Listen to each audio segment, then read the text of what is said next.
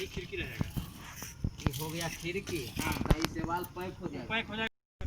हाँ आगे देख लीजिएगा। हो गया आपको सेम चीज। तो वैसा कर दीजिए, लिख के दीजिए अपने याद करना।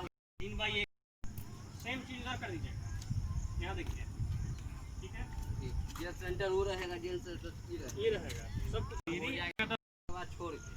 हाँ 5 इंच लगाने के बाद, क्योंकि हमको कॉलम तोड़ना नहीं है। लेकिन नहीं समझ गए आप बोल रहे हैं सर। ठीक है, 5 इंच लगा, उसका 3 फीट छोड़े। उसके बाद क्या कीजिएगा, नाकिन एक बार, हमको भी तो उतना याद है नहीं।